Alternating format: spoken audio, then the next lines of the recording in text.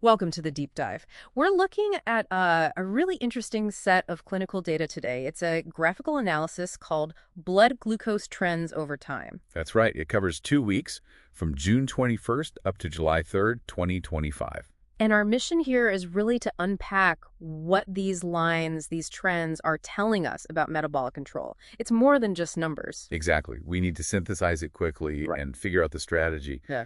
Just so we're all on the same page, the targets we're aiming for here are under 100 mg/dL for fasting glucose. Okay, under fasting. And for post-meal glucose, the goal is to keep those readings below 140 mg/dL. Got it. And honestly, as soon as you glance at this graph, the main story just jumps out, doesn't it? There's this significant variability, particularly with the post-meal readings.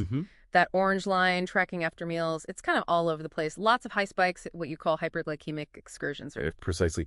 And what's really striking is how high some of those spikes go. Yeah. If you zero in on June 25th, that post-meal reading, it just skyrockets. Hits about 190 mg/dL, roughly.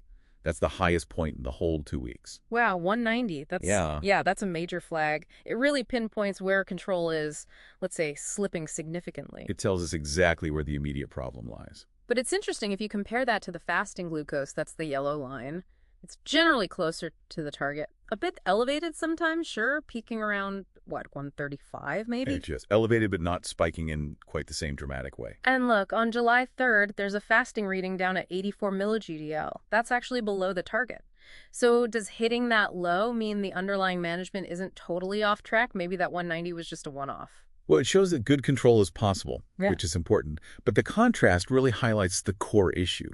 The main failure here seems concentrated in that short-term post-meal management. Okay. The fasting numbers, yeah, they could be better, more consistent, but that post-meal data shows a much bigger struggle to stay under 140. And it's that variability itself that, increases long-term risks. Right. So the immediate problem is tackling those post-meal peaks, preventing those sharp rises after eating.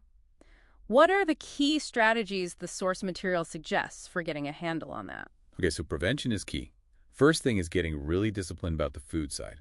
That means structured dietary education, Meaning? meaning precise carbohydrate counting, knowing exactly what's being eaten and recording it, especially for the meals that came before those big spikes, like the 191. You need the medication dose to match the intake properly. Okay, matching food and meds. Makes sense. And since we know when it's happening right after eating, I guess adjusting the mealtime insulin is crucial. Absolutely vital. It's about the timing. We need to look at mealtime insulin dosing, specifically getting the timing right relative to the meal. You mean like taking it? Often called pre-dolusing. Taking the insulin, say, 15, 20 minutes before you start eating, that gives it time to get working so it's ready when the glucose from the food starts hitting the bloodstream. Ah, okay, beat the rush. Kind of, yeah. But there's also a really effective non-medication approach here. Oh. Prescribing post-meal physical activity. Simple as a brisk 10 or 15-minute walk right after finishing the meal. Really? Just a walk? Yep. It helps your muscle cells pull in that glucose directly from the blood. It can significantly blunt the size of that post-meal spike. Powerful tool. That's good to know. Okay, so that tackles the post-meal spikes. What about those morning fasting numbers that are a bit high, like that 135 reading? That needs a different approach, doesn't it? It does, yeah. That's less about the immediate meal and more about overnight glucose production. So for elevated fasting glucose, the strategy is usually optimizing the basal insulin or other overnight medication. And that works how? It works by suppressing the liver's glucose production while you sleep.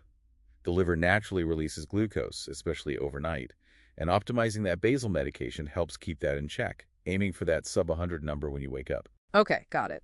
So wrapping up this deep dive, it seems pretty clear from this data snapshot that while, yes, fasting glucose needs some work, the really dominant challenge, the main thing to wrestle with right now, is getting that post-meal control tighter, keeping that orange line from spiking above 140. That's the core takeaway. And it leaves you with a really important question to think about as you look at your own data or this pattern going forward. Yeah. Is there a consistent link between the fasting glucose number each morning and how high the post-meal glucose goes later that day? Or are they behaving like two separate issues, maybe driven by different things, needing totally distinct strategies each day? Something to watch.